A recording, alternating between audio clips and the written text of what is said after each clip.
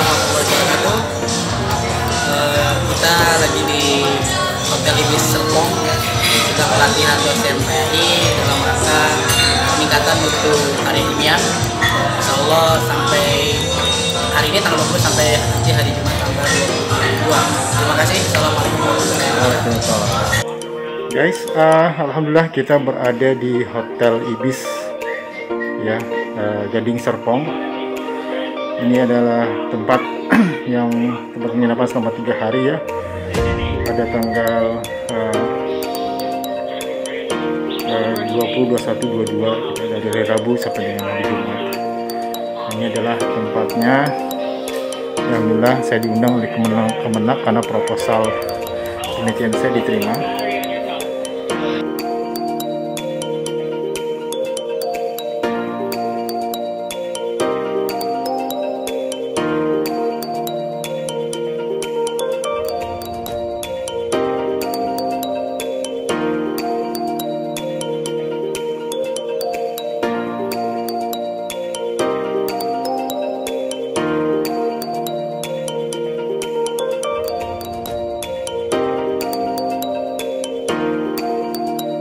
Di teman-teman kita, narasumber kita dan tentunya harus hadir, harus kita optimalkan.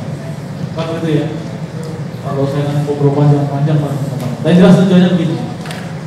Setiap kali pertemuan penelitian itu selalu saya awali dengan mini short course.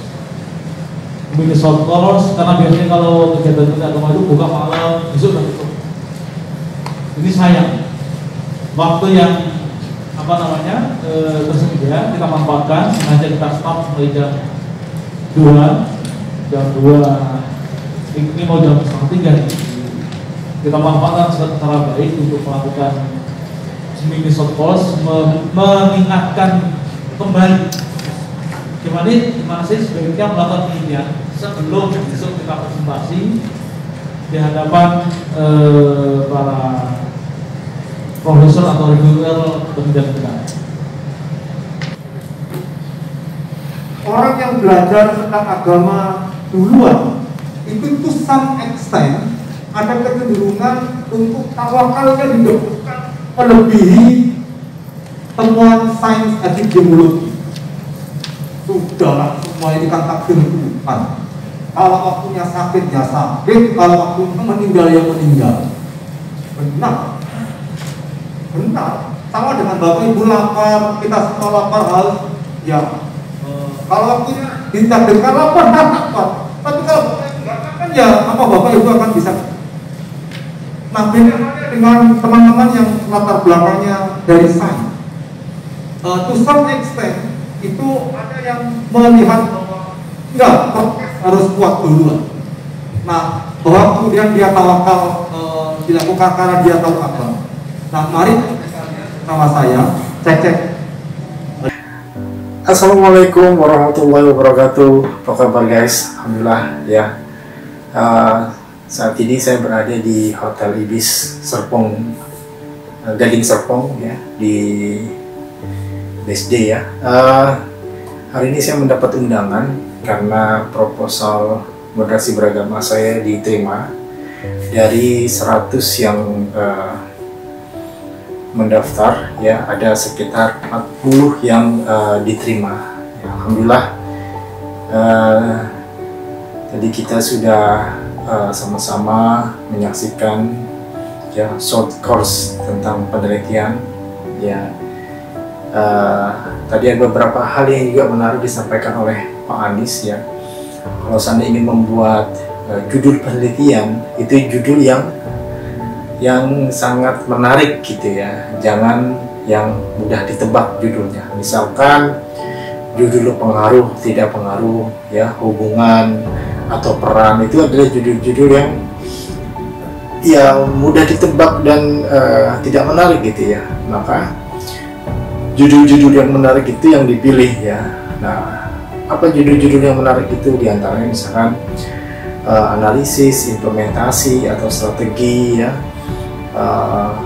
Jadi yang tidak biasa gitu ya. Nah, itu yang mungkin tertarik untuk diambil, sehingga nanti kita harus mempresentasikan.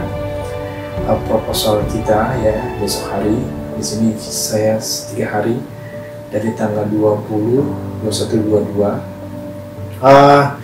Apa yang tadi disampaikan sebenarnya menarik ya. Ada Prof.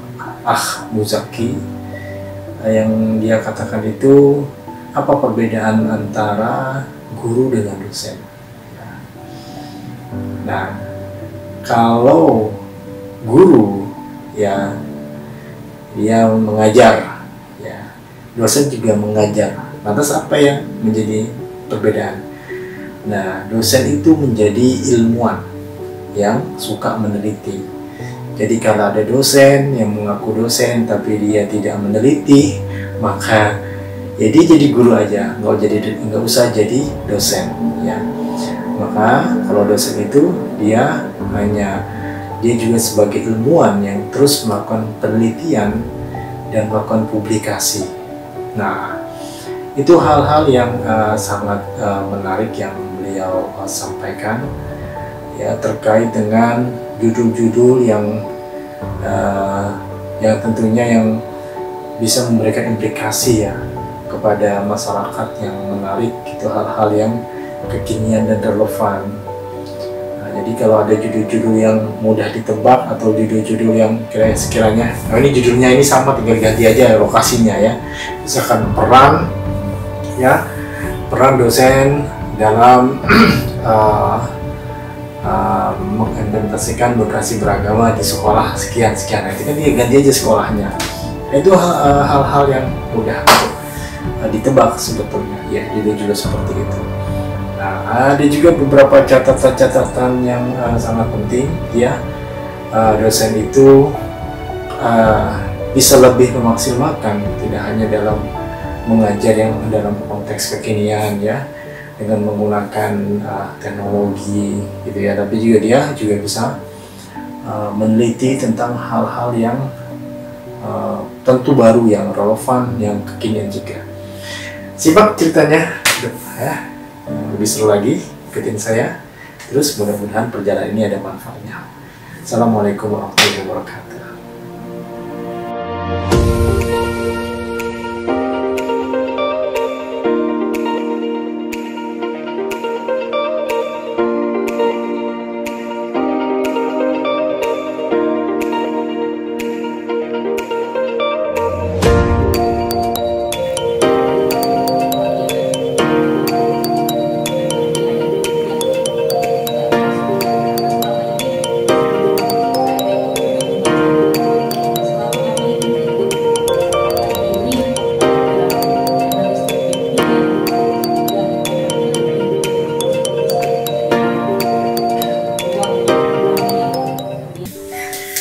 Assalamualaikum warahmatullahi wabarakatuh. Alhamdulillah, ini hari kedua ya, tanggal 21 Oktober 2021. Alhamdulillah, semalam kita sudah cukup banyak diskusi dengan Prof. Muzaki ya. Pada hari ini kita akan membahas tentang proposal ya, presentasi proposal yang sudah diterima. Ini menarik ya, karena dari berbagai judul-judul proposal yang tadi yang pernah saya sampaikan, dari 100 proposal yang diterima hanya 40 terkait dengan moderasi beragama. Nah, nanti mereka akan mempresentasikan tentang penelitian-penelitian terkait hal itu ya. Ini akan banyak menarik karena kan di reviewer ya. Proposal kita akan direview oleh reviewer ya. Jadi setiap peneliti itu mempresentasikan tentang judul penelitiannya. Maka yang bagus nanti yang menarik akan disaring lagi ya, menjadi yang akan diterima lagi. Mudah-mudahan proposal saya diterima, karena saya mengambil tentang strategi komunikasi penyuluh PAI dalam memperkokoh nilai toleransi beragama di wilayah Cilandak, Jakarta Selatan. Mudah-mudahan proposal saya juga bisa diterima ya, karena nanti akan ada banyak hal yang unik ya. Terus ya guys, ikutin ya. Oke. Tujuannya adalah selain untuk mengetahui tingkat efektivitas program KUP, diharapkan penelitian ini juga dapat menjadi bahan evaluasi dan pengembangan, sehingga menjadi pengembangan kebijakan ke depannya program KUP atau kampus umum pengaji ini dalam membentuk karakter religius modular. Adapun rumusan masalah, yang pertama adalah secara empiris ingin mengetahui tingkat efektivitas program KUM dalam pembentukan karakter religius moderat mahasiswa Universitas Pamulang. Yang kedua, memetakan peluang dan tantangan. Pak Murtadin nih, saya yakin sudah menulis itu. Cuma bisa jadi karena kesibukannya sehingga ada peluang yang penting diajukan aja. Kira-kira apa seperti itu saya nggak tahu. Ini momentum digunakan sebaik-baiknya menurut saya. Ya pengalaman kita dulu lembur bisa jadi sampai jam 2, jam 3 pagi tulis proposal itu. Ya serius, kalau sudah mau ini waktunya sudah mepet tuh biasanya wah kerja keras sekali biasanya begitu. Baik, tepuk tangan untuk Bu Elis. Lanjut sekarang.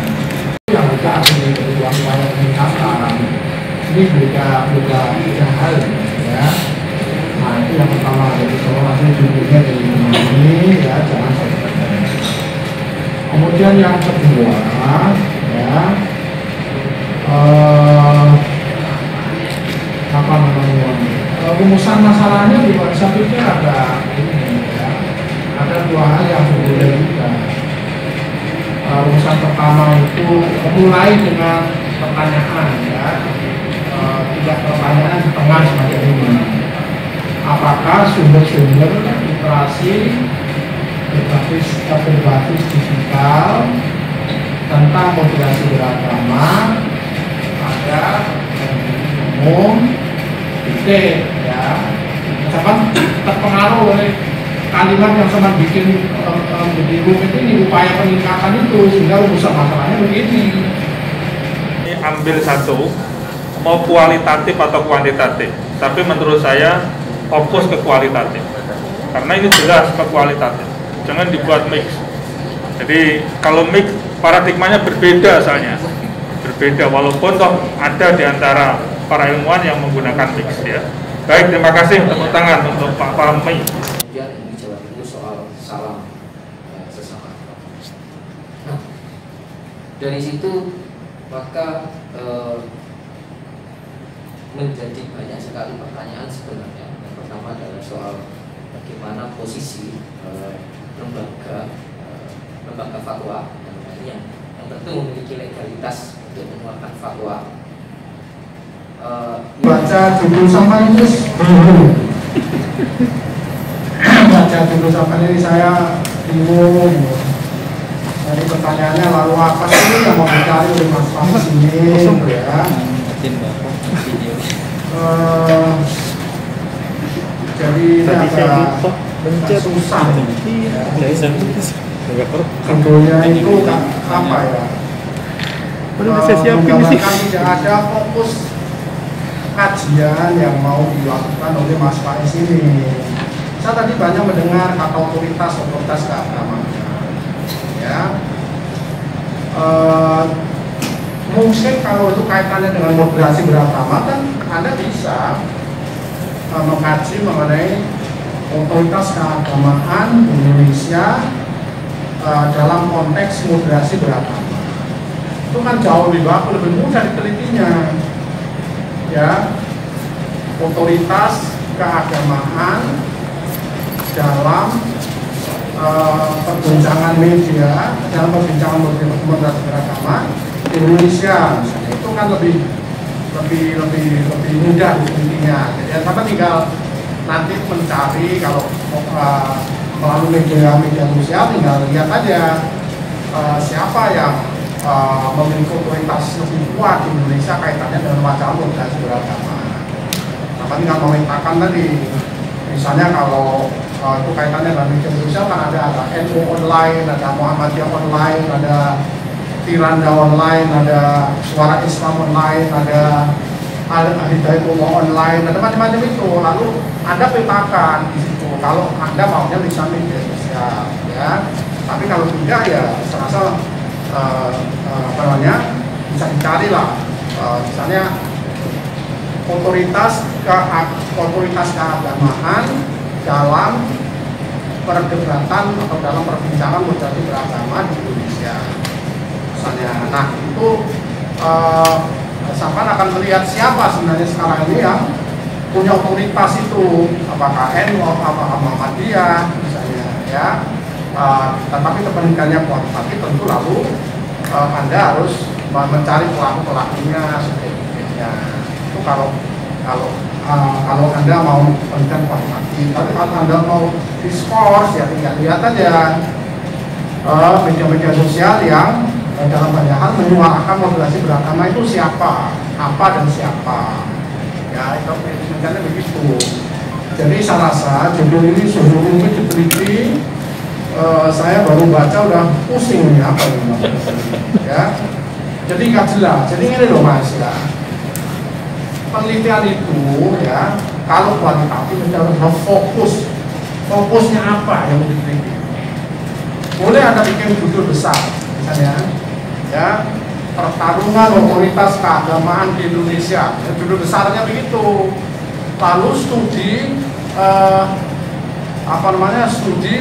studi perbincangan moderasi beragama melalui media sosial, discourse analysis misalnya. Nah itu jadi sampai itu lalu tidak membahas yang umum tadi yang besar tadi itu rumah besarnya, rumah kecilnya fokusnya itu adalah pada pertarungan di media sosial tentang wacana moderasi beragama menggunakan discourse analysis. Silakan pakai siapa saja silakan. Jadi ini yang saya sebut ya bahwa penelitian itu apalagi kualitatif itu harus jelas fokus kajiannya. Ya, kalau ada fokusnya nggak bisa penelitian kualitatif itu karena itu persyaratan utamanya di situ. Judul besar boleh, tapi fokusnya harus tertulis pada judul kecilnya. Ya, selama yang judul kecil itu adalah merupakan representasi dalam tanda petik ya terhadap judul besarnya. Itu saya rasa menjadi penting. Nah, sampai ini menurut saya kalau judulnya debirokratisasi dan depersonalisasi, ya itu misalnya saya kan bisa mengambil judul kecilnya. Ya, otoritas kelembagaan fatwa MUI ya, nah itu bisa jadi debirokratisasi dan depersonalisasi pada judul besarnya. Kemudian sampai bicara tentang otoritas kelembagaan fatwa MUI dalam apa misalnya, dan itu bisa dilakukan begitu ya. Jadi judul sampai ini saya rasa agak rumit diteliti. Oleh karena itu nanti kalau misalnya sampai melakukan kompetisi semacam ini, pertimbangkan betul judulnya itu ya, pertimbangkan betul sehingga saya bisa menilai judul ini, dan judulnya aja udah kelihatan judul ini make sense, apa kira-kira rumit, apa kira-kira bisa dilakukan ya. Nah itu saya rasa menjadi sangat penting. Saya tidak membahas yang lebih jauh ya, urusan masalahnya juga nggak jelas ya. Kemudian biasanya batasan masalah dulu baru rumusan ya. Tujuan penelitian itu biasanya mengikuti rumusan masalahnya. Kajian pustaka itu isinya adalah bisa macam-macam lah, bisa, tapi harus ada penelitian terdahulu, ada perspektif teori ya, macam-macam itu ya isinya. Nah kalau landasan teori biasanya digunakan untuk penelitian kuantitatif. Ini beberapa catatan saya yang paling penting cara saya ya. Jadi nanti lain kali kalau sama Mas Fadis itu ikut penelitian kompetitif macam ini, pertama lihat temanya. Kalau temanya itu moderasi beragama, ya sama cari, jangan mesti judulnya moderasi beragama, tidak. Tapi cari komponen-komponen dalam moderasi beragama. Apa? Bisa mencari kalau misalnya kita menggunakan 4 ya, moderasi beragama itu 4 kalau ukurnya ya. 1 misalnya adalah komitmen kebangsaan, 2 toleransi, 3 anti kekerasan, 4 ramah terhadap budaya lokal. Nah, sampai bisa 4 hal itu bisa masukkan salah satu, nggak usah semuanya diteliti, satu-satu boleh misalnya gitu. Jadi temanya moderasi beragama sebagai tema besarnya. Nah, tema kecilnya itu bisa dipreteli dari dari konsep-konsep yang ada dalam wadah moderasi beragama itu ya. Jadi temanya Anda perhatikan supaya proposal sampai ini berada dalam kawasan moderasi beragama. Ini kan seperti dipaksakan ya, karena temanya moderasi beragama dipaksakan ada judul moderasi beragama, itu lah boleh. Moderasi beragama itu jadi rumah besarnya, rumah kecilnya dipreteli ya. Misalnya tradisi apa itu judulnya adalah moderasi beragama di Kabupaten Garut misalnya. Nah, di sana ada satu tradisi ya, yang tradisi itu melibatkan berbagai komponen masyarakat yang berbeda-beda.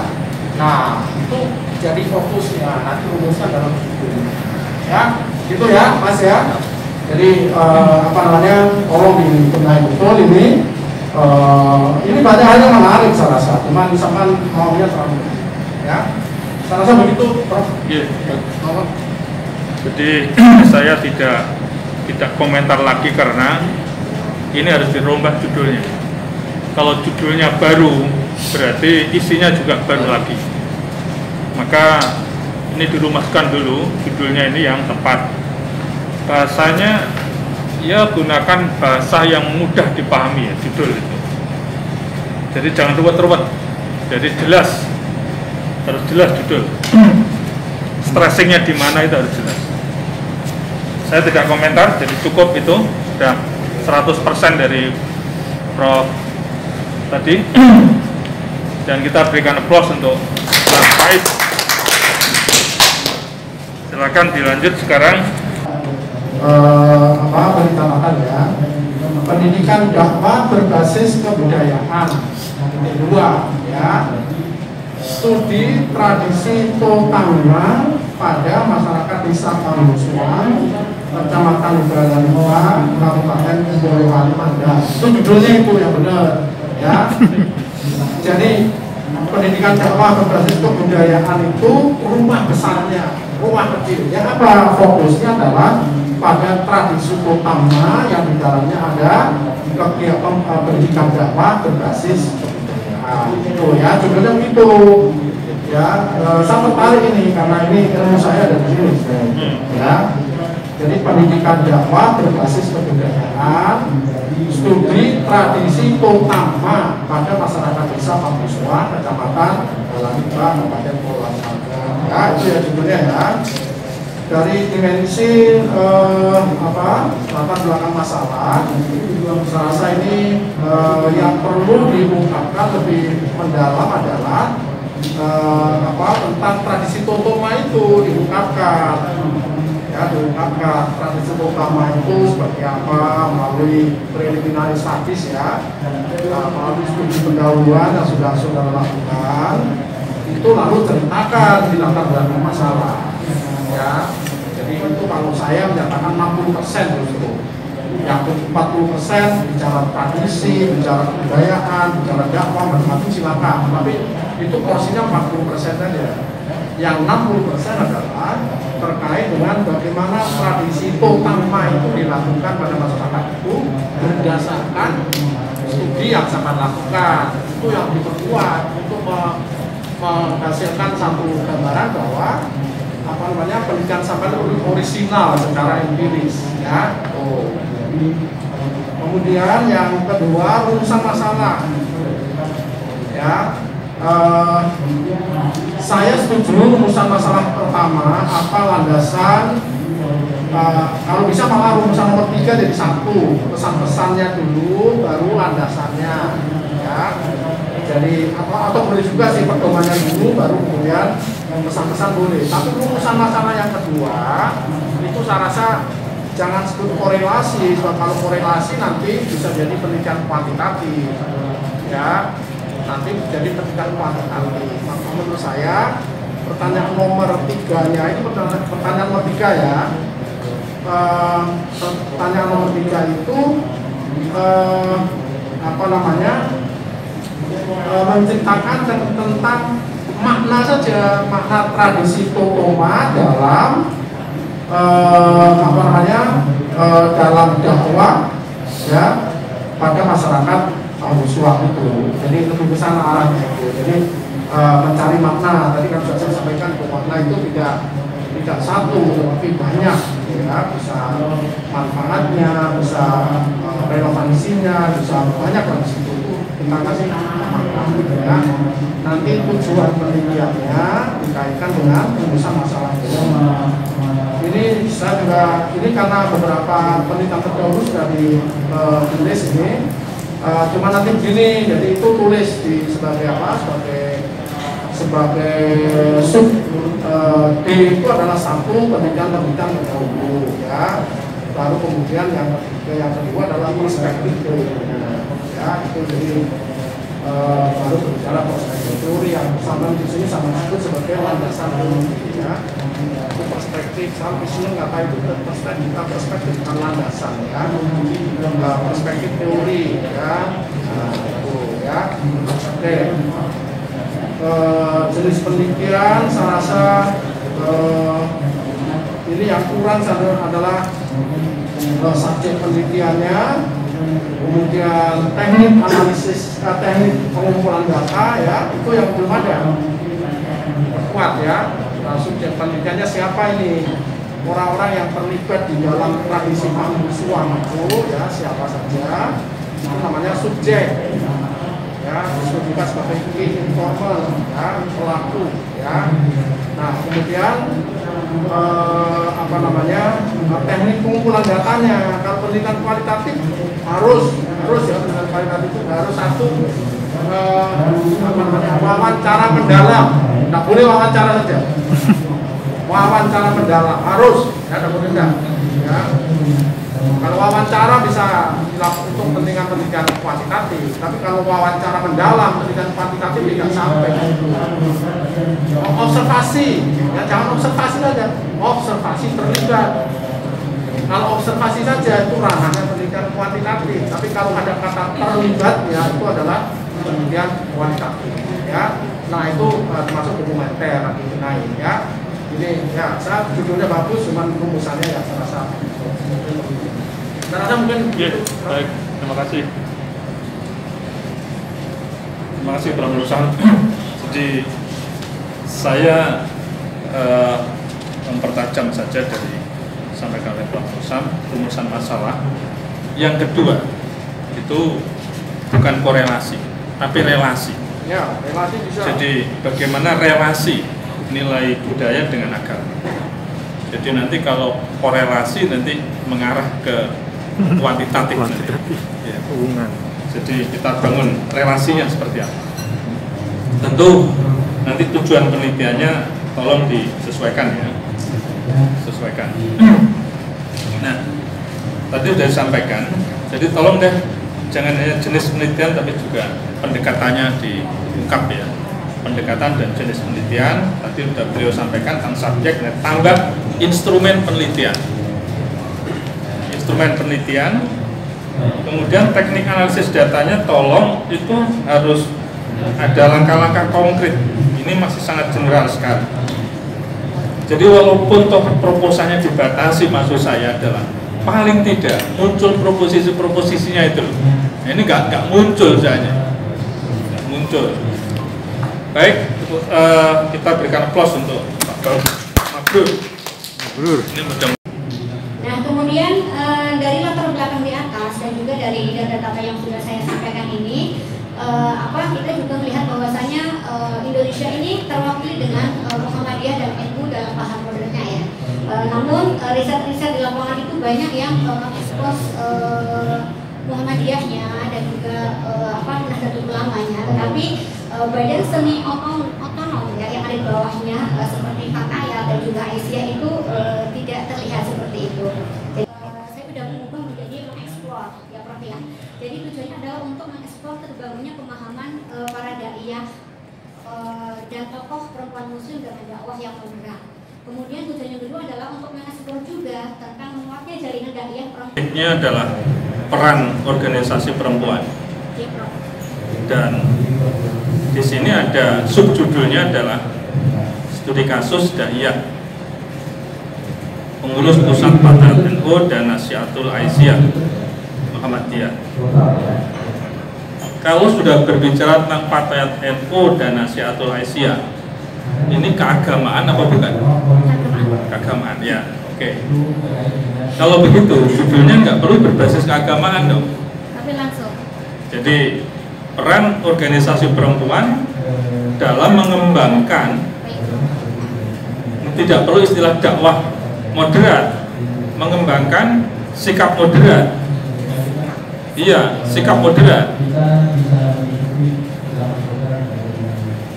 Nah, sikap moderat ini ditujukan kepada siapa? Pengembangan sikap moderat atau dakwah moderat pada siapa?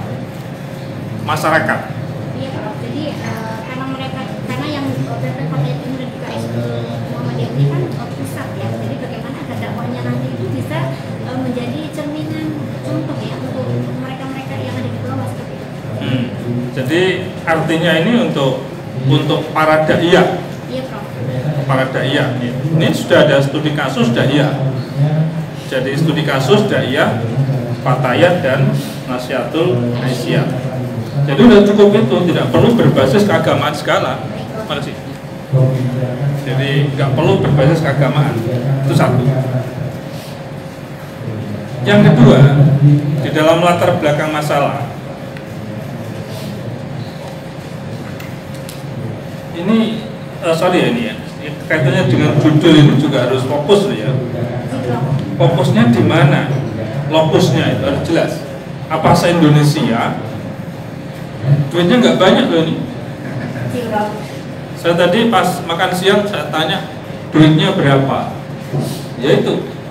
Apalagi tadi ada yang di luar Jawa juga kan.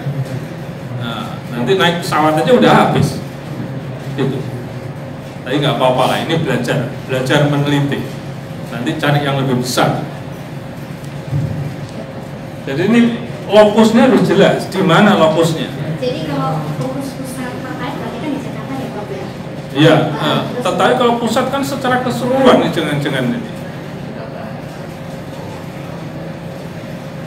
Jadi di loko apa itu difokuskan di mana, di desa mana atau di kecamatan mana, itu malah lebih tepat. Langsung ke daerah gitu ya? Iya, jangan terlalu besar. Kualitatif ini harus ini ya, coverage-nya jangan terlalu luas. Semakin luas semakin tidak jelas. Itu kalau kualitatif. Nah, nanti akan ada gambaran dari latar belakang masalah ini, situasinya seperti apa sehingga dibutuhkan, sehingga di sini peran organisasi perempuan itu dalam mengembangkan sikap moderat itu, situasinya seperti apa. Jadi apakah di situ banyak konflik, misalnya terjadi disharmoni atau adanya radikalisme intoleran, itu misalnya, itu tergambar. Jadi tergambar di situ. Berikutnya kalau rumusan masalah.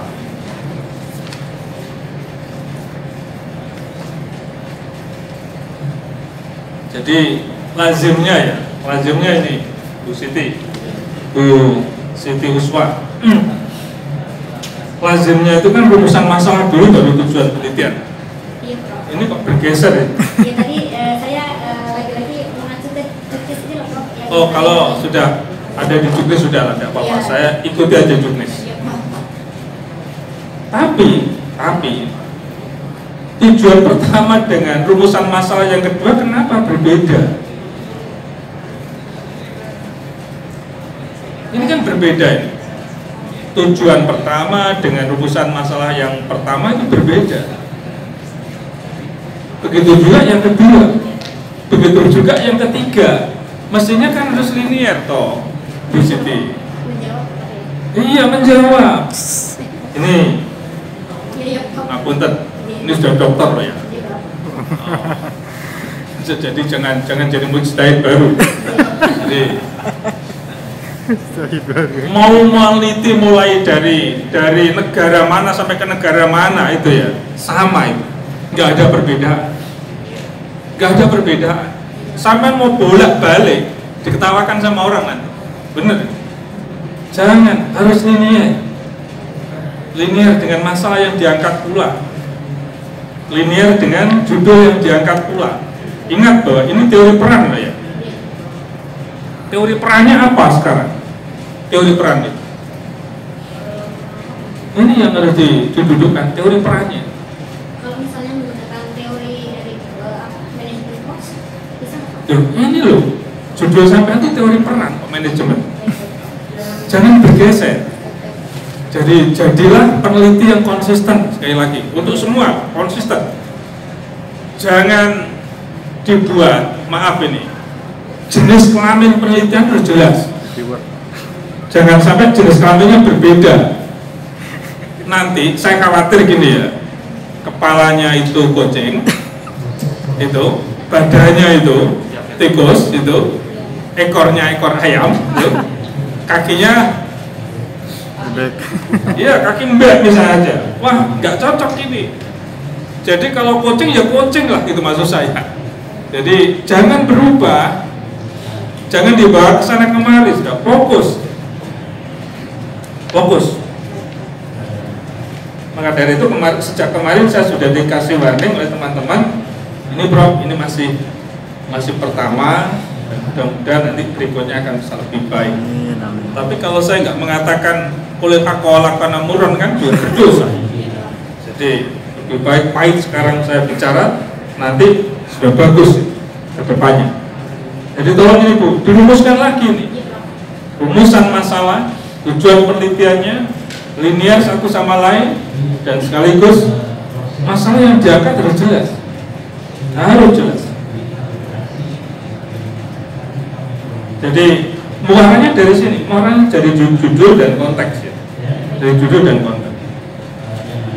Kalau misalnya rumusan masalah, itu sebetulnya kalau teori peran itu kan ya perencanaan kan mestinya. Kemudian pelaksanaan.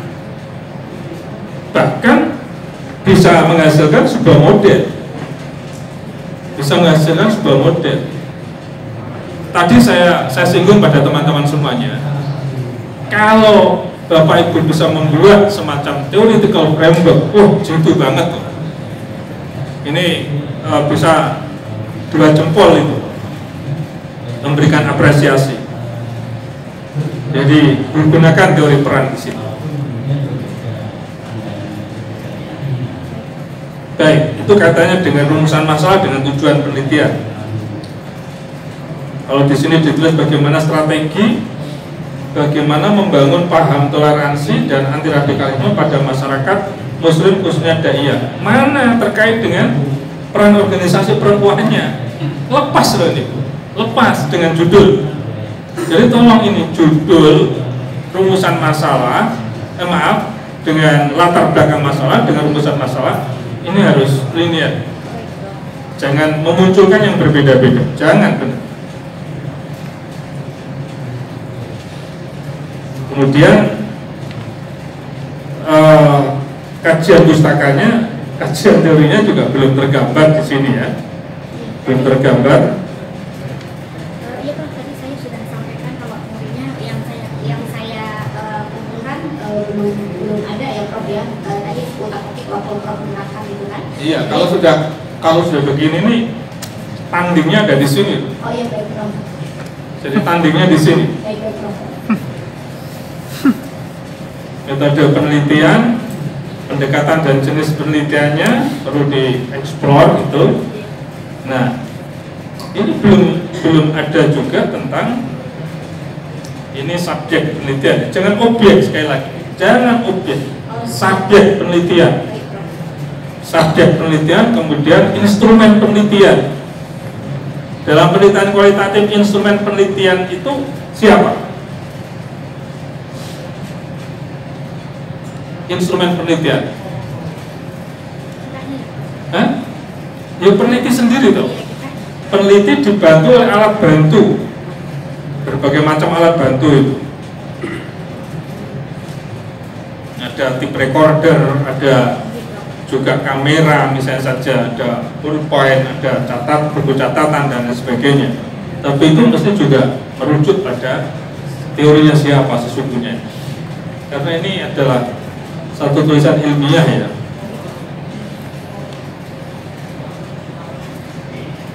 Teknik pengumpulan data, teknik analisis data. Jadi interview juga harus dikonkretkan di situ, jangan sekedar interview saja. Ini ada tuh interview yang dilakukan adalah. Jadi ada in-depth interview, interview mendalam.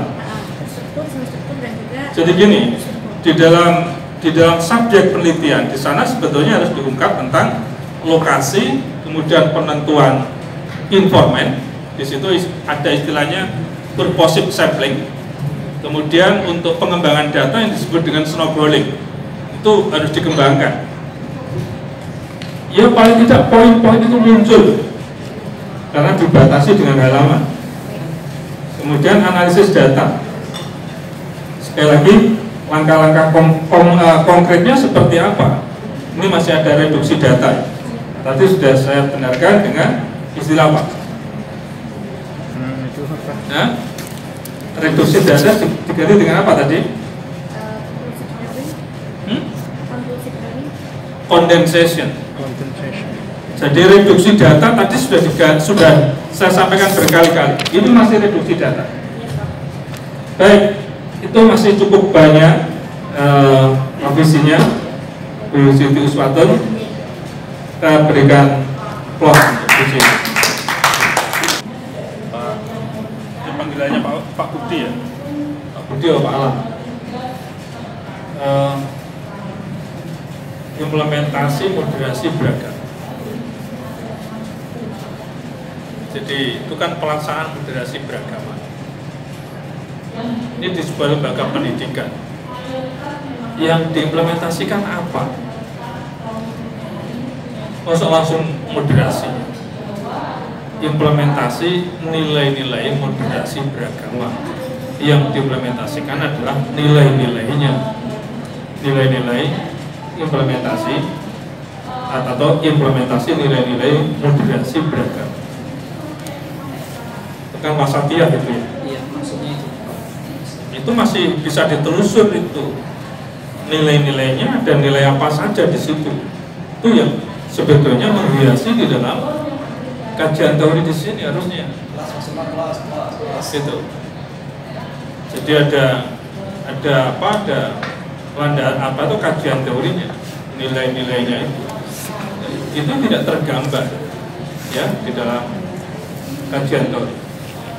Yang kedua, fokus penelitian saudara ini berada di Universitas Buana Perjuangan Karawang. Tapi justru yang diekspor di perguruan tinggi lain kan yang mayoritas kan ya.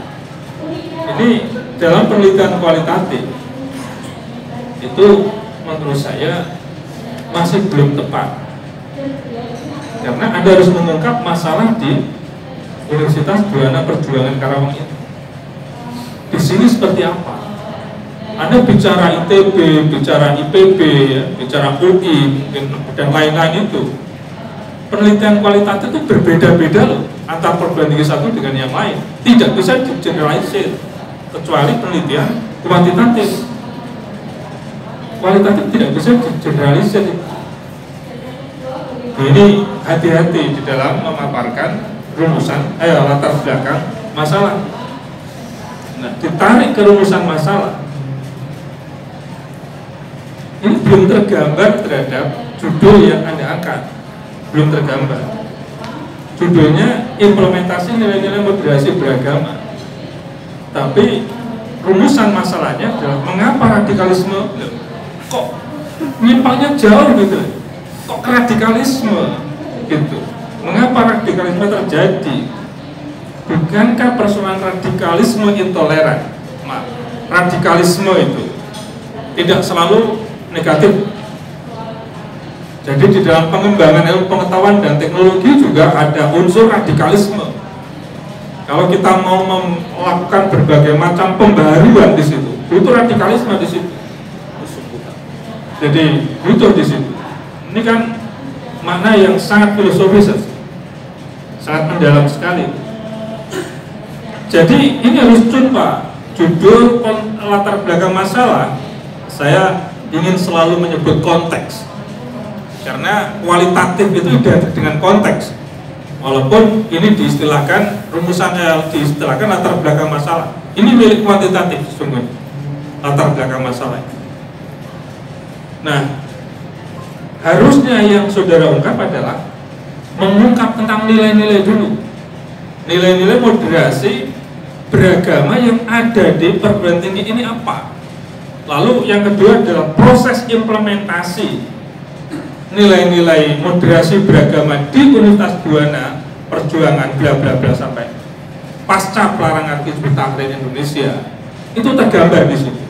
Nilai-nilainya tergambar, proses implementasinya tergambar. Nah, yang ketiga tadi Prof. Nursam tadi itu kualitatif ini yang seperti apa yang saya sampaikan awal-awal tadi, noumena, apa makna dibalik sebuah peristiwa itu. Jadi ini bagaimana makna moderasi itu, bagaimana makna moderasi beragama di Universitas Buana Perjuangan bla bla bla bla. Berarti ada 3 rumusan masalah. Rumusan masalah itu pun juga sebetulnya milik identitas dari penelitian apa? Kuantitatif. Harusnya adalah fokus penelitian. Jadi kalau misalnya menggunakan kuantitatif ya istilahnya ini, kalau kualitatif istilahnya ini gitu. Harusnya fokus penelitian di situ. Fokusnya ada 3, tujuan penelitiannya juga mesti ada 3 di situ. Nah, ini lompat. Tujuan penelitiannya malah tidak ada. Yang ada kontribusi penelitian setelah kajian pustaka. Nah, ini saya nggak tahu mana yang benar ya. Sejak tadi saya temukan sistematika yang berbeda-beda satu sama lain. Ini milik panjenengan apa memang sudah merujuk pada pedoman? Ini tulisan saya dan merujuk pada juknis. Merujuk pada juknis ya. Oh, berarti yang lainnya juga salah tadi semuanya. Jadi ini setelah kok bingung gimana? Kalau semuanya bingung, semuanya juga ikut bingung mestinya. Enggak, saya pikir jelas ya. Nih ada latar belakang, kemudian tujuan, kemudian perumusan masalah, kemudian tinjauan pustaka atau kajian, terus diharapkan kontribusinya apa, kemudian metode, metode jadwal pelaksanaan dan lain sebagainya. Ini berarti sudah merujuk itu, sudah merujuk itu. Berarti yang pertama tadi ada yang merujuk juga ya, walaupun benar itu. Ya, tinggal digeser-geser lah, tolong kembalikan lagi pada jalan yang benar. Jadi semua direvisi. Jadi kalau semua pasti juga harus direvisi itu. Jadi direvisi sesuai dengan saran-sarannya. Ikuti aja.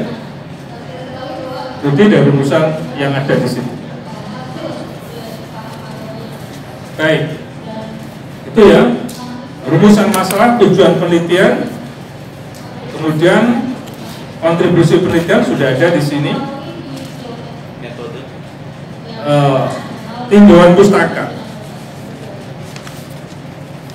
pustaka, mesti memang juga ada penelitian terdahulu ya. Penelitian terdahulu dan ini kajian riset sebelumnya. Ada 3. Semua kajian itu yang relevan, yang terkait dengan persoalan moderasi beragama. Oke. Nah, sekarang ke metode penelitian. Pak Budi, metode penelitian saudara ini belum tergambar betul, belum tergambar. Ini metode penelitian langsung pengumpulan data, reduksi data, penyajian data. Ini langsung analisis ini. Jadi analisis data selama pengumpulan data itu. Tapi mana sesungguhnya pendekatan jenisnya belum muncul, subjek penelitiannya belum muncul, instrumen penelitiannya juga belum muncul, teknik pengumpulan datanya belum muncul, tiba-tiba ada teknik analisis data. Jadi tolong diorganisir. Jadi diorganisir, setelah itu pengecekan hasil penelitian. Supaya logikanya kena semua gitu, tergambar. Dan saya yakin di metode penelitian di sana juga pasti digambarkan poin-poin itu, pasti digambarkan. Ya itu ya, Pak Alam ya, Pak Budi, Ainur Alam Budi Utomo. Kita berikan tepuk tangan untuk beliaunya.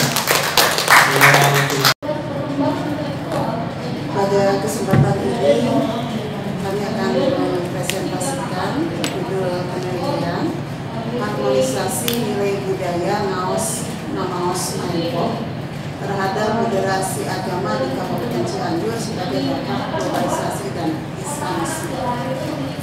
Agak bingung baca judulnya dengan isinya. Jadi seperti tadi yang saya gambarkan itu. Jadi jenis kelaminnya ini mau dibawa kemana? Harmonisasi nilai budaya Ngaos. Ngaos itu apa? Ngaji itu ya? Ngaos. Mamaosnya? Tawihan. Apa itu? Syair lagu Cianjuran. Oh.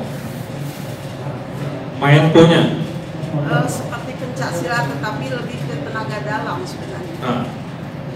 Nah ini mau kemana ini? 3 nilai budaya itu. Iya. Ini kan berbeda-beda ini. Satu sama lain kan berbeda-beda kan. Jadi ngaosnya, mamaosnya, mentonya ini. Tapi ketika saya masuk ke dalam nggak ada parabel-parabel itu. Apalagi di dalam metode penelitian yang cucu angkat ini metode kualitatif. Ini kan variabel bebas dan variabel terikat sesungguhnya. Ini kuantitatif kalau melihat dari si judulnya. Ini yang tadi saya katakan. Ini jenis kelaminnya kemana? Gitu. Nah, ini kalau mau dikualitatifkan seperti apa ini? Di mana ini Bu?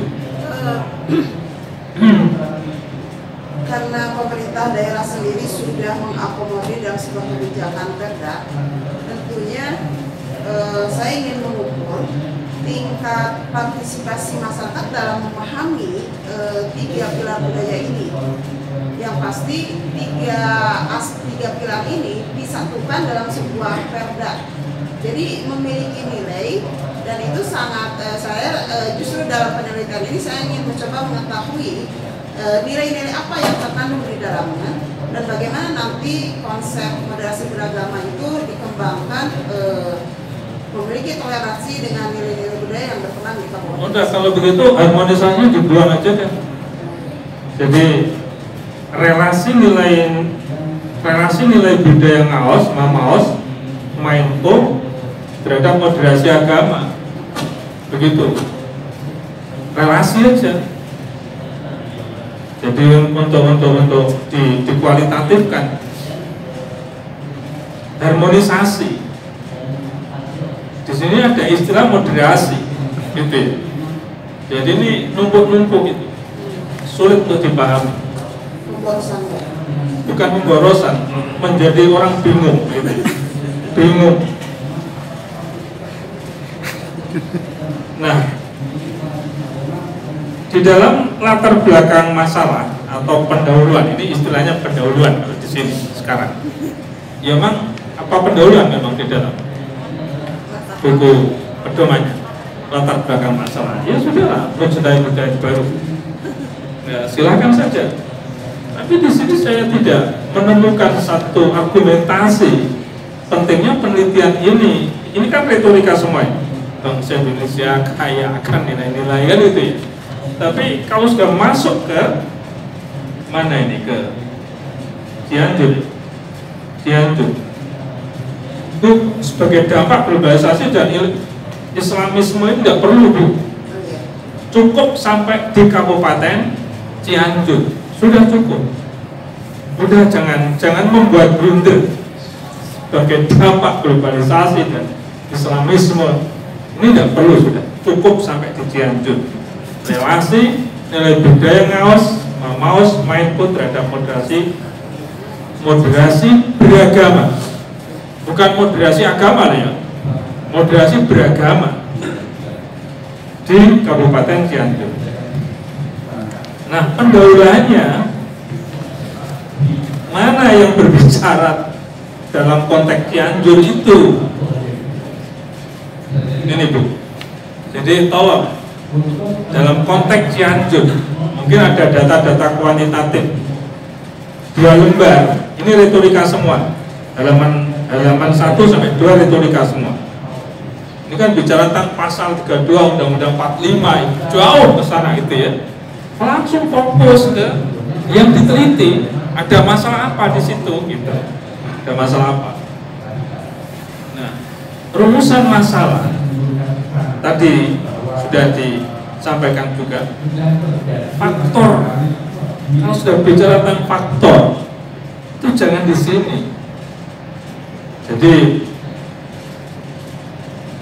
kalau tadi relasi nilai budaya Ngaos Mamaos, ini berarti nilai-nilai budaya Ngaos Mamaos Mainpo ini apa saja yang perlu diungkap, nilai-nilainya dulu, nilai-nilai dulu, baru yang kedua berbicara tentang apa setelah nilai-nilai,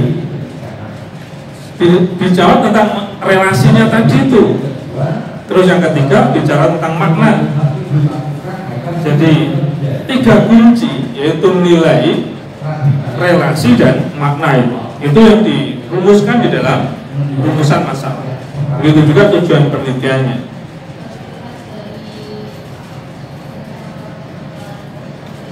Gunaan, oke. Nah, kerangka dan orientasi penelitian ini kan isinya mesti ada 2 ya. Jadi kajian pustakanya sama penelitian terdahulunya. Ini penelitian terdahulunya belum tampak. Kemudian di sini tentang nilai-nilai budayanya itu mesti harus menjadi bagian yang tidak terpisahkan dalam kajian teori di sini. Kemudian metode penelitiannya,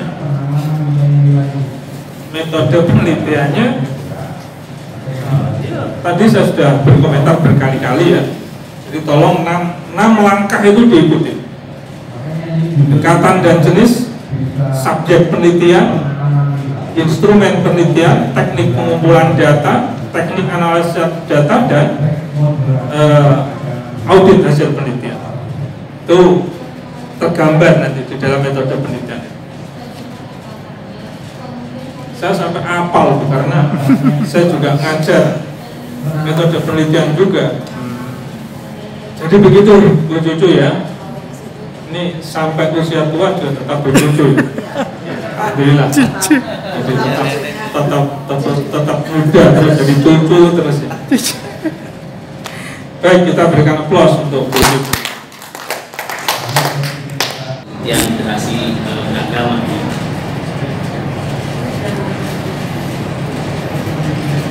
Pertama tentu kita akan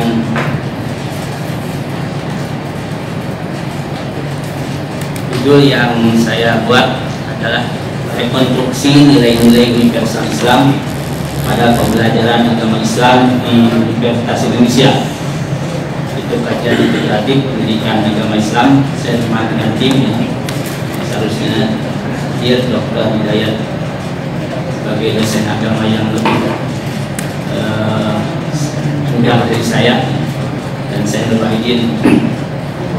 Kemudian dalam kasih yang terakhir Pak Nur Wahidin, saya ingin mendalami dulu dari sisi judul, nilai-nilai universal Islam.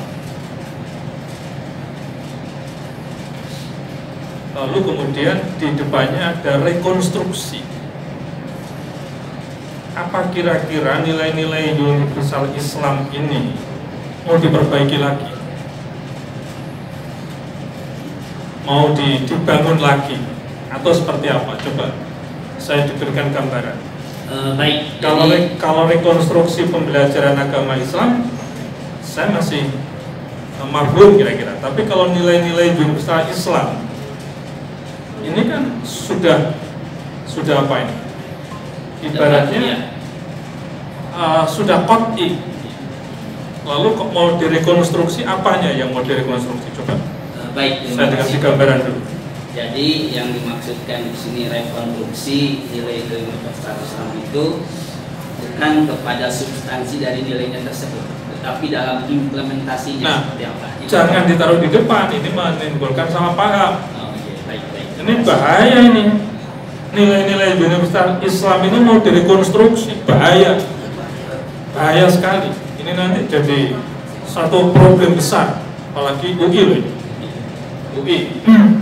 Apalagi tadi sudah dipersiapkan untuk bab-babnya tadi itu Pak. Kalau direkonstruksi pembelajaran agama Islam, saya setuju. Ya, termasuk di dalamnya itu. Nah, menurut saya gini aja, disederhanakan aja judulnya. Ya. Jadi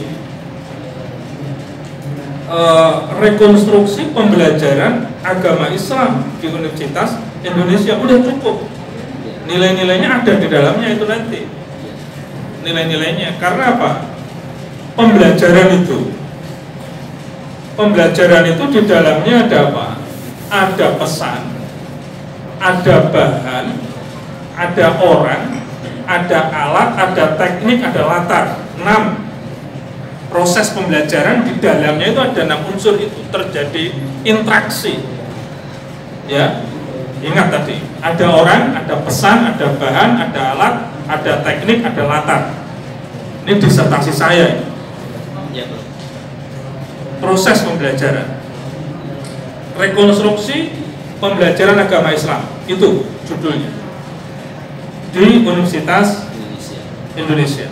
Sekali lagi, coret rekonstruksi nilai-nilai Universitas Islam. Wah, ini nanti gempar ini.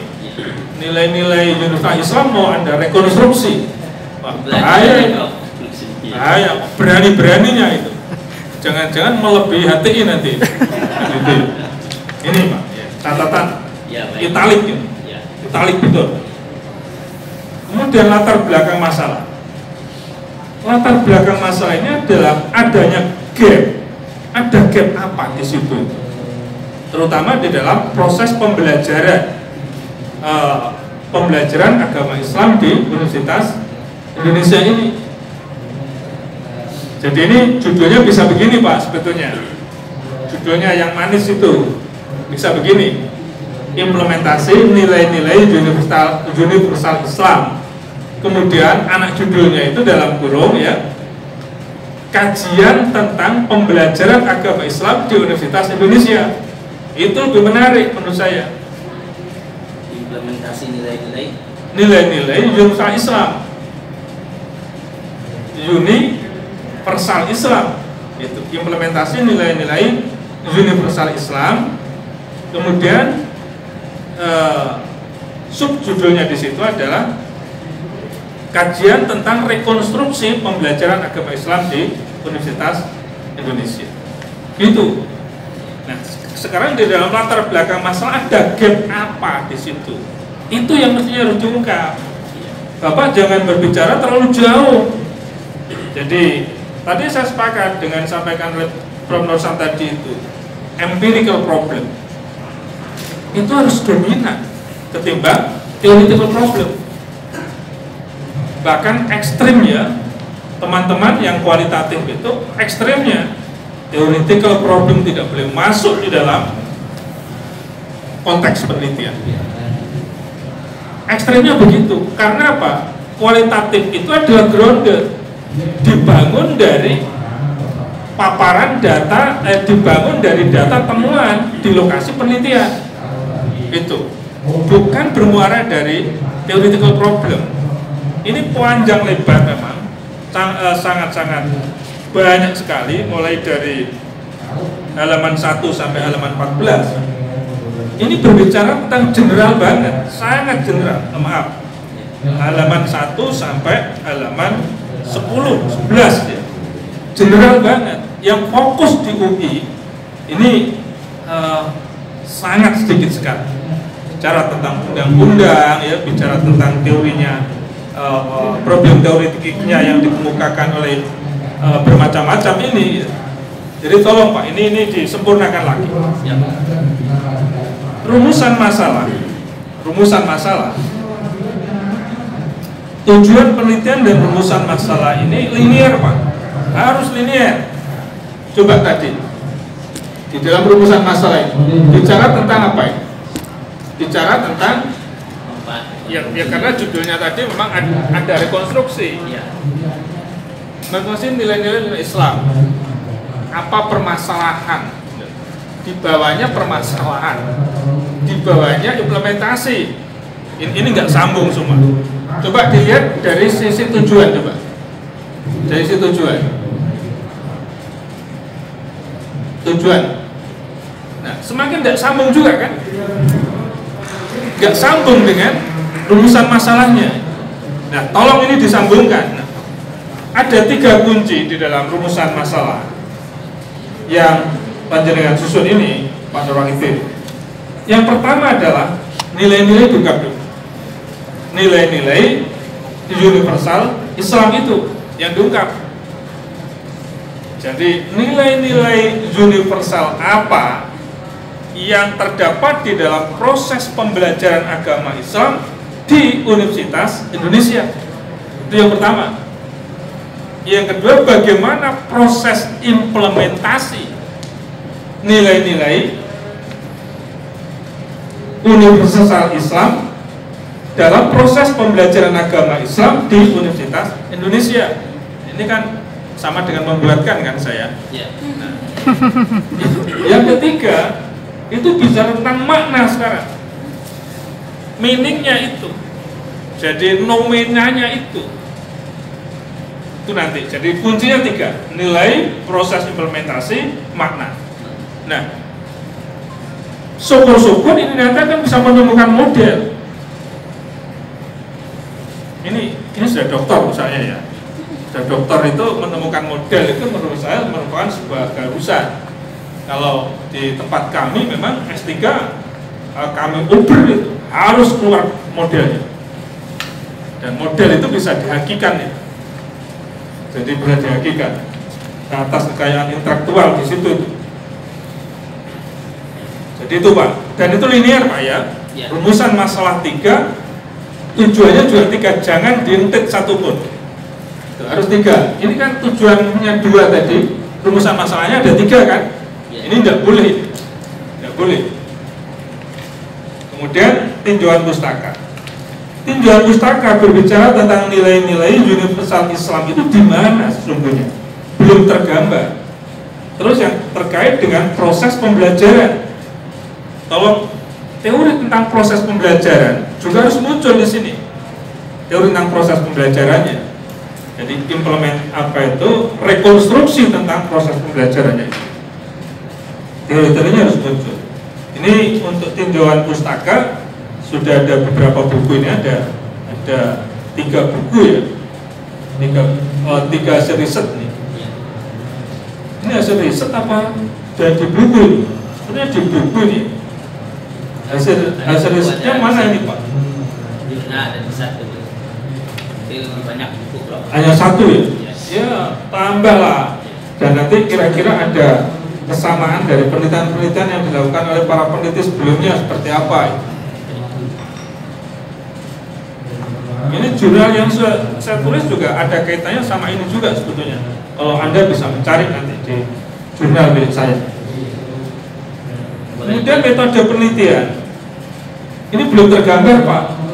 Mulai dari pendekatannya, jenisnya, kemudian subjek penelitiannya, instrumen penelitian, teknik pengumpulan data, kemudian teknik analisis data dan audit hasil penelitiannya belum tergambar di sini. Tolong itu nanti bisa digambarkan. Ternyata kurangnya masih banyak Pak ya. Masih banyak. Tolong ini menjadi catatan penting menurut saya. Dan Bapak Ibu sekalian, saya harapkan tetap semangat.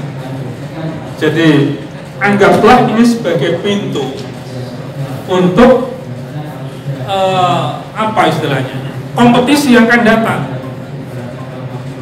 untuk kompetisi yang akan datang.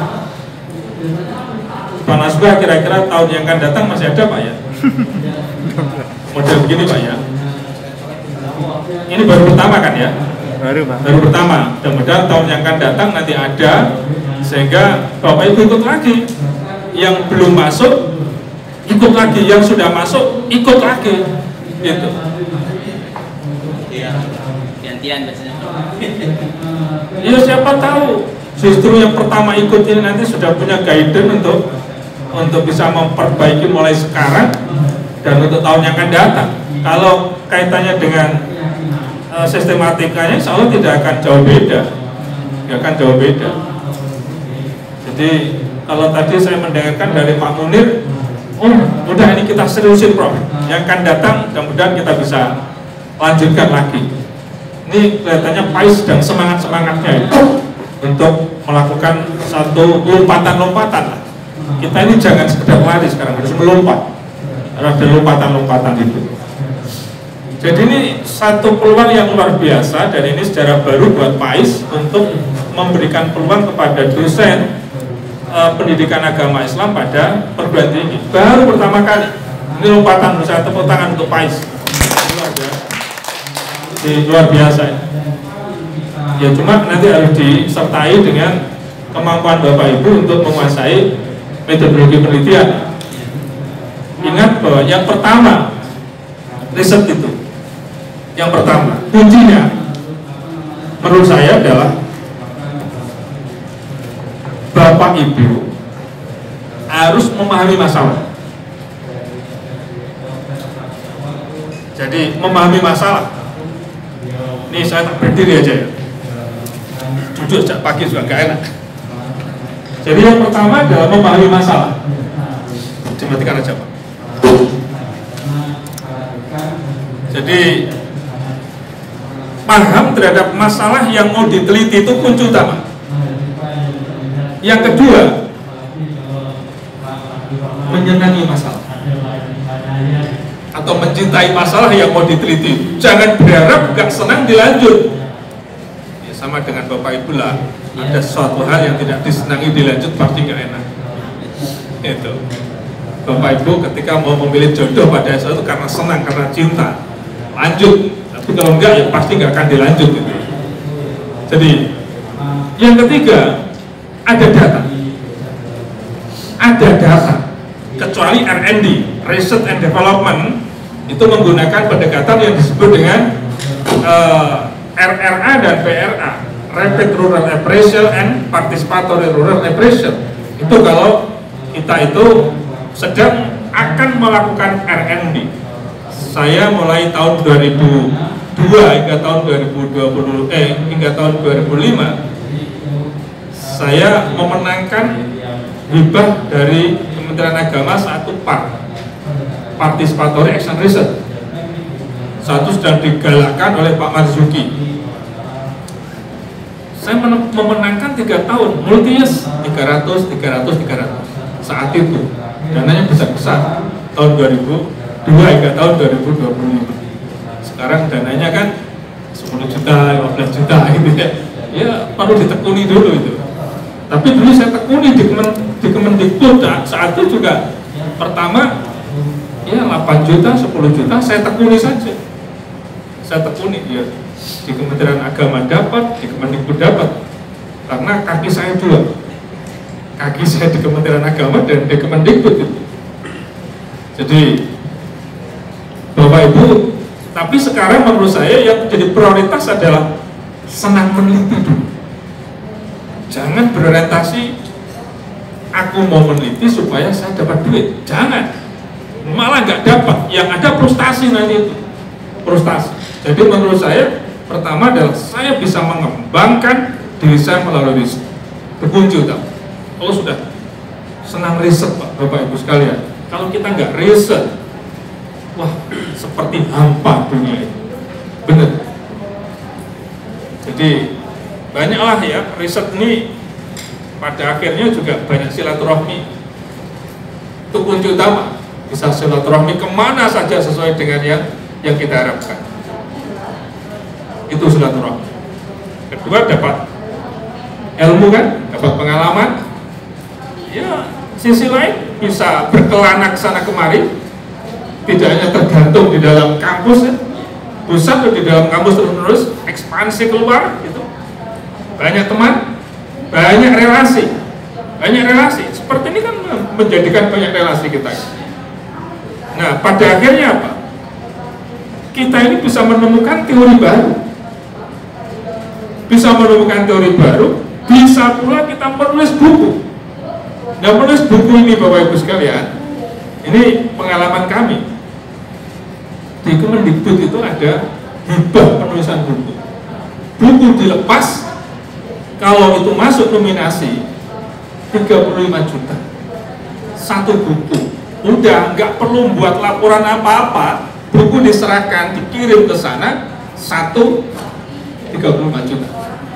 Tapi jangan berorientasi itu loh ya. Tapi orientasinya adalah mendevelop diri ini sebagai seorang dosen yang memiliki tugas tridharma pendidikan tinggi, gitu. Jadi jangan berorientasi aku dapat apa, frustasi loh kalau nggak dapat. Bener ini. Niati dulu. Innama yu'asun nasu ala niyatihim. Bangkitkan dulu dari niat Bapak. Bener. Dan tadi kuncinya apa tadi? Paham masalah, mencintai masalah, ada data.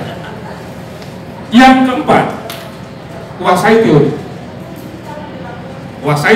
Teori yang relevan, kuasai. Tidak setiap teori itu relevan dengan masalah yang akan Bapak Ibu teliti. Kuasai teori. Semakin memiliki wawasan tentang teori ini, semakin komprehensif. Menyusun judul lebih indah. Baru sekarang indah sekali, nggak bulat, tidak bulat klik. Jadi lebih indah. Yang kedua, untuk merumuskan masalah juga lebih tepat. Inspirasinya dari mana? Dari teori. Inspirasinya dari mana? Dari masalah yang sudah Bapak Ibu tulis di dalam konteks penelitian itu. Gapnya itu di mana? Kemudian dengan teori kita bisa menelusur referensi lebih dalam lagi. Guided. Saya memberikan contoh pada Bapak Ibu sekalian. Misalnya kepribadian, teori tentang kepribadian. Dalam gambaran Bapak Ibu, dalam wawasan Bapak Ibu satu sama lain pasti berbeda-beda kan? Tapi di dalam literatur, antara literatur A, B, C, D kira-kira berbeda-beda nggak? Berbeda-beda. Andai kan Bapak Ibu bisa menelusur tentang teori tentang kepribadian 5-10 buku, kira-kira saling komplementer atau tidak? Saling komplementer. Ada yang sama, ada yang tidak sama. Yang tidak sama itu untuk melengkapi tentang nilai-nilai kepribadian tadi itu. Teori tentang kepribadian. Wawasan kita semakin komprehensif tentang teori kepribadian. Ditelusuri betul. Nah, landasan teori pula atau teori pula ini bisa menentukan metode penelitian dengan tepat.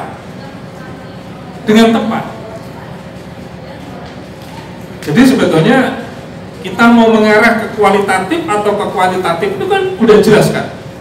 Udah jelas sekali. Sudah ada indikator-indikatornya di situ.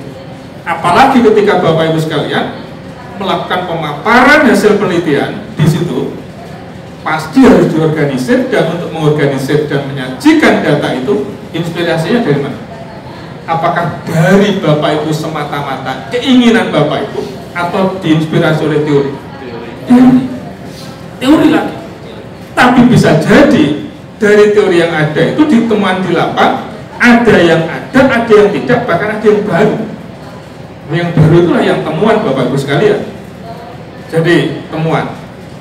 Terus yang berikutnya adalah dengan kajian teori, landasan teori itu jadikan sebagai analisis temuan hasil penelitian. Buku-buku yang jemping, buku-buku yang enak dibaca, yang ada lompatan-lompatan pemikiran, pemahaman itu. Karena apa? analisisnya seorang peneliti begitu tajam. Karena apa? Dia memiliki wawasan teori yang memadai. Jempeng itu, enak dibaca, membuka cakrawala berpikir kita. Itu teori. Maka yang keempat tadi adalah pahami teori. Pahami teori, kuasai teori.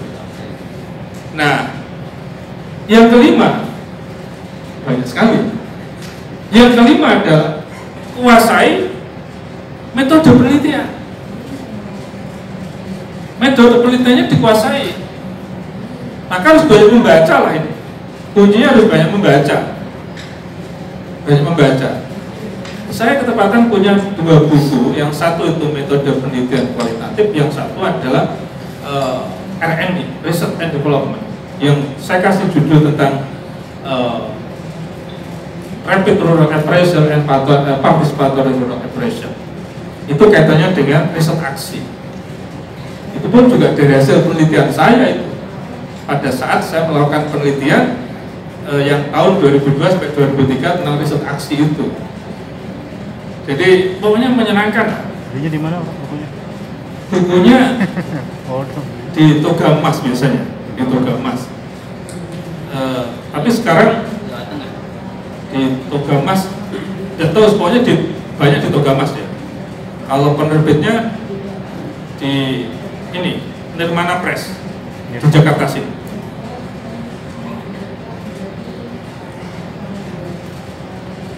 Jadi kuasai metode penelitian. Nah, yang keenam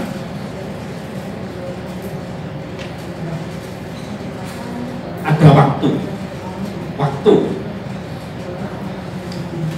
Jadi ada waktu.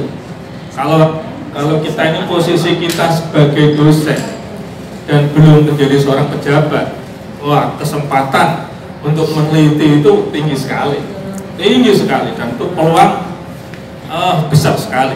Pokoknya Bapak Ibu konsentrasi gitu ya. Caranya gini lah, ke lembaga penelitian cari judul-judul, cari proposal-proposal yang sudah diterima, baca gayanya seperti apa, gayanya pahami dia. Dulu saya hampir frustasi karena 2 tahun milik saya nggak diterima di Kemendikbud. Kalau di Kemendikbud persaingannya sangat ketat. Kalau di sana, maaf Bapak-Ibu sekalian, ini seperti proposal begini. Yang dilihat pertama sistematika. Sebagus apapun proposal, kalau sistematikanya nggak pas, diletakkan. Kalau yang sistematikanya bagus, diletakkan sebelah kanan, yang tidak sebelah kiri. Biasanya begitu. Ya sudah. Ini Bapak Ibu ini karena berdoanya yang kuat. Terus saya berdoanya yang kuat. Wiridnya kuat. Karena dosen agama. Jadi saya jadi teori reviewer di Kemendikbud sekitar 4 tahun. Jadi 4 tahun. Bahkan di Kementerian Agama karena saya dicekal saat itu. Dicekal karena mulai tahun 2003 hingga tahun 2011 saya dapat penelitian terus. Bahkan pengabdian. Pada akhirnya saya nggak boleh. Pak Mas Guru sudah nggak boleh lagi dan sekarang bergeser jadi tim reviewer. Ya sudah bergeser. Ya memang konsekuensinya ya mengurangi pendapatan kira-kira begitu. Saya masih banyak penelitiannya daripada jadi tim reviewer nih. Tetapi niatnya sudah niat untuk berlingkuhan di walau ayat. Sudah niatnya mengamalkan ilmu kalau sudah begitu. Ya sudah harus ganti ya. Kalau contoh kita harus mencari yang lebih besar, arti seperti saya katakan World Bank gitu ya, seperti itu yang sudah kita kejar sekarang, atau kemitraan dengan luar negeri seperti itu. Nah, ini yang ada di dalam ini banyak sekali, seperti Bapak Ibu karena di perguruan tinggi umum ya, di perguruan tinggi umum itu bisa masuk kedua-duanya kan sekarang, Kemenak bisa, di Kemendikbud juga bisa. Dua-duanya bisa. Apalagi di perguruan tingginya juga ada. 3 ini sumbernya. Perguruan tinggi ada, Kemenak ada, Kemendikbud juga ada.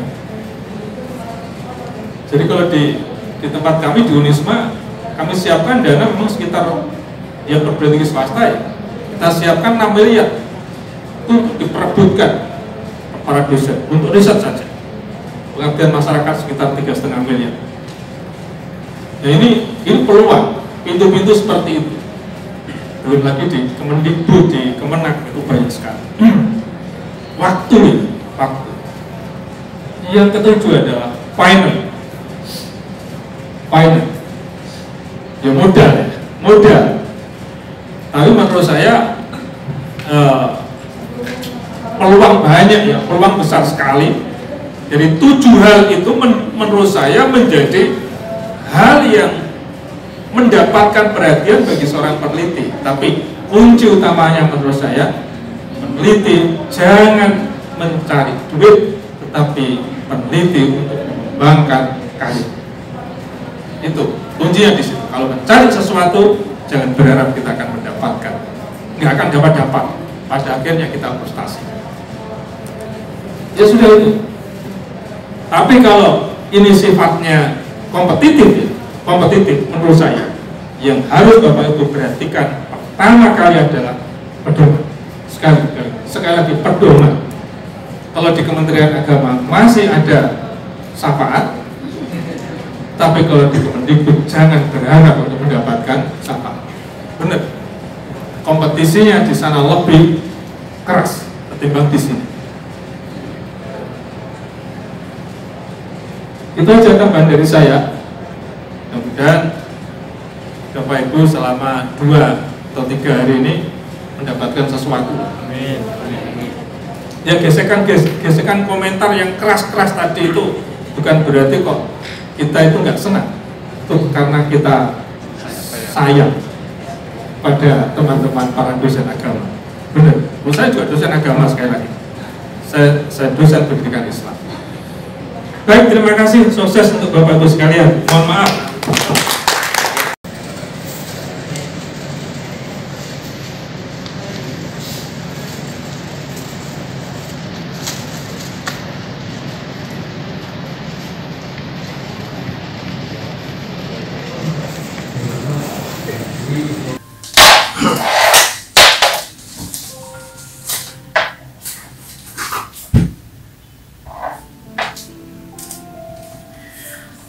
Assalamualaikum warahmatullahi wabarakatuh. Alhamdulillah, ini adalah hari terakhir saya dan teman-teman ya mempresentasikan proposal penelitian ya Moderasi Beragama 2021. Dari 100 proposal yang masuk, hanya 45 yang diterima ya, termasuk saya dan dosen UPAM itu ada 6 orang yang masuk, dan nanti akan diseleksi lagi. Ada 10 orang yang nanti masuk dan akan dibiayai oleh Kemenak. Ya, yang dak-dikduk itu adalah ketika kita mempresentasikan proposal kita di depan 2 profesor ya, Profesor Bapak Mashkuri ya, atau panggilannya Pak Mashkur, kemudian Profesor Nur Syam. Nah, ini sangat menarik dan saya membuat catatan khusus ya. Soalnya memang yang sudah bergelar S3 pun ternyata banyak juga gitu kesalahan dari menulis proposal yang perlu diperbaiki ya. Ya, bahkan ada juga sindiran-sindiran halus gitu ya, tapi dalam. Nah, ini kita banyak sekali memperoleh pengalaman dari pengetahuan tentunya ya. Ada beberapa catatan yang mungkin yang saya ingin sampaikan. Pertama terkait dengan judul. Ya, apa yang sudah disampaikan kemudian saya catat ya di buku. Nah, terkait dengan judul, misalkan judul itu jangan ribet ya, judul itu jangan ngejelimet. Banyak judul itu yang dirubah kembali karena terlalu ribet dan tidak sederhana gitu. Nah, jadi dibutuhkan judul itu yang menarik dan juga bisa dipahami gitu ya. Jangan terlalu ribet dan ketahuan ada fokus kajiannya di situ. Nah, setelah masuk ke judul. Nah, ketika membuat latar belakang masalah ini juga banyak dikomentar oleh para profesor, yaitu banyak sekali yang general, ya, tidak menuliskan tentang fakta-fakta empiris di lapangan.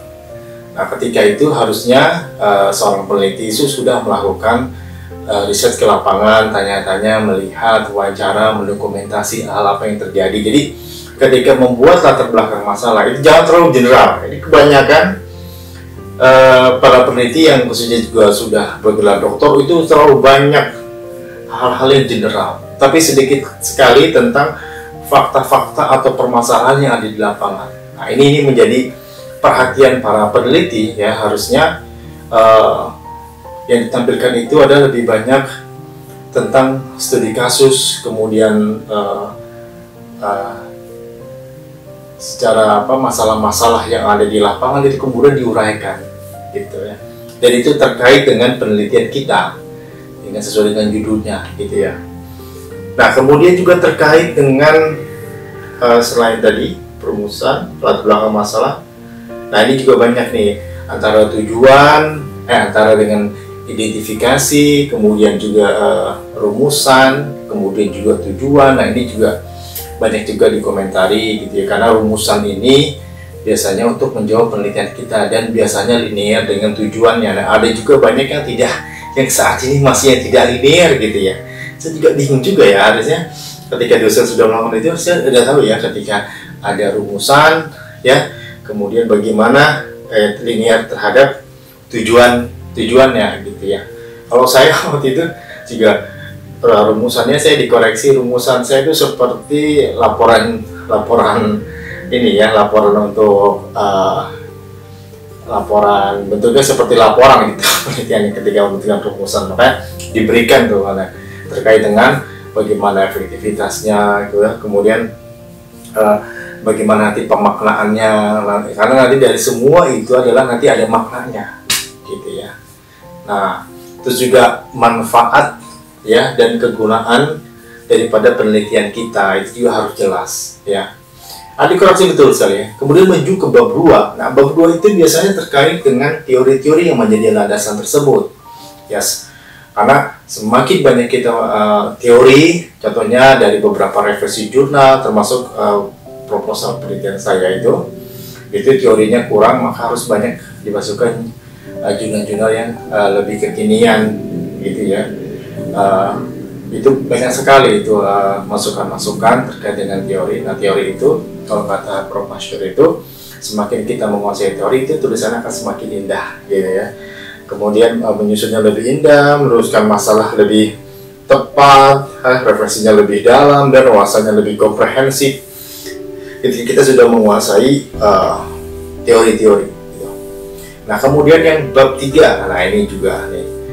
Kalau fokus kita adalah penelitian itu ada langkah-langkahnya dari pendekatan, ya, kemudian jenis, kemudian nanti ada instrumen, teknik pengumpulan data, ada analisis, dan ada audit hasil datanya seperti itu. Jadi harus memang punya step atau langkah-langkah tertentu. Ada beberapa langkah, misalkan reduksi data itu sudah diganti, sudah expire, maka diganti yang lain, gitu ya. Itu banyak sekali masukan-masukan terkait dengan metodologi juga, itu juga dikoreksi. Jadi sangat ketat sekali ya untuk memenangkan kompetisi proposal ini. Tapi saya akan terus semangat coba ya untuk memasukkan yang sudah disimak, gitu ya. Nah, ada pesan yang mungkin ingin saya sampaikan kembali, Prof. Masyuri, ketika ingin menutup hasil daripada review proposal kita.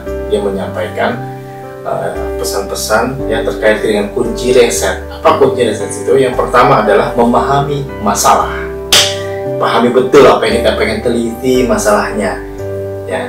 Kemudian yang kedua adalah kita senang dengan masalah ini, ya. Karena kita senang itu ada gairah tuh biasanya untuk mengungkap masalah ini, ya. Ada kesenangan, ada kecintaan, gitu ya. Nah, kemudian yang ketiga adalah ada data. Nah, datanya sudah kita peroleh baik secara teknik pengumpulan datanya secara wawancara, mungkin secara dokumentasi. Wawancara ini pun deep interview, wawancara yang keterlibatan, bukan wawancara yang hanya permukaan, tapi wawancara yang menuntut keterlibatan kita, ya, peneliti. Ya. Nah, itu juga ya, ada data yang harus kita olah, baik nanti datanya kuesioner. Dan keempat, ya, kuasai teori-teori yang relevan terkait dengan penelitian kita. Nah, tadi saya sebutkan tadi ya, Pak Syukuri, kalau kita sudah menguasai teori-teori tertentu, maka kita akan mudah untuk apa? Maka akan kita mudah untuk menuliskannya, menyusunnya, kemudian merumuskannya, mendalaminya, ya, menelusurinya, dan wawasannya akan komprehensif. Dan kelima, kuasai metode penelitian. Kalau kita ingin menguasai metode kualitatif, maka perhatian langkah-langkah metode kualitatif, ya. Nah, kemudian luangkan waktu. Yang keenam, luangkan waktu untuk apa? Untuk melakukan penelitian, ya. Memang ini menuntut banyak waktu juga, ya. Nah, makanya Prof. Syukuri itu ketika dia mungkin dia berada di birokrasi, mungkin dia nggak bisa meneliti, ya. Nah, mumpung tidak terkait dengan apapun itu, ya, kita masih banyak melakukan penelitian untuk mengambil semua berbagai macam penelitian ke depannya, ya. Kemudian yang ketujuh adalah finance, ya, modal. Kita modal sendiri kadang-kadang untuk modal dulu melakukan hal itu, ya, dengan kocek kita. Insya Allah nanti akan digantikan dengan biaya penelitian kita. Baik teman-teman, itu yang dapat saya sampaikan. Terima kasih sudah mengikuti saya di Hotel Ibis, ya, Gading Serpong, 3 hari dari tanggal 21-22. Saya di sini banyak menerima para profesor, ya, para dosen, para semua. Dan inilah memang ketika Anda sudah menjadi dosen, maka Anda harus menjadi ilmuwan, dan ilmuwan itu selalu melakukan peneliti. Oke, thank you guys.